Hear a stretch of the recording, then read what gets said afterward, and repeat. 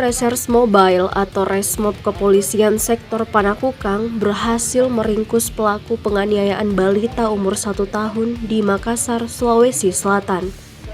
Pelaku tertangkap di Jalan Petarani 2 hari ini. Pelakunya berinisial RA yang tak lain adalah pacar ibu sang bayi. Sebelumnya, ibu korban datang melapor ke Mapolsek Panakukang terkait penganiayaan yang dialami oleh anaknya.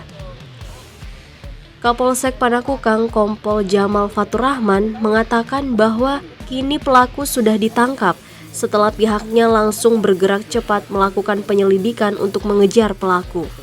Tim Resmob Polsek Panakukang telah melakukan penangkapan terhadap laporan penganiayaan anak balita umur 1 tahun 2 bulan. Laporan tadi malam kurang lebih pukul 12 di penjagaan Polsek Panakukang.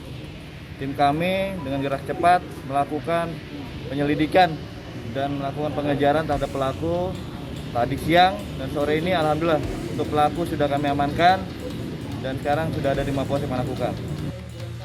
Sementara itu, pelaku mengaku memukuli balita tersebut lantaran kesal mendengar ibu sang bayi itu marah-marah saat bayi malang tersebut menangis. Karena mau mandi, kalau biasa tegur nih marah-marah nih kalau menangis gitu. Kau juga marah kalau nangis itu anak. Biasanya menangis kan? Biasa menangis. Kita menangis setiap malam kau pukuli. Oh, iya. Kau tunggu juga. Diketahui ibu korban dengan pelaku tinggal bersama di salah satu kos yang ada di Jalan Haji Kala, Kota Makassar. Pelaku juga mengaku telah melakukan kekerasan terhadap balita tersebut sejak awal bulan Januari.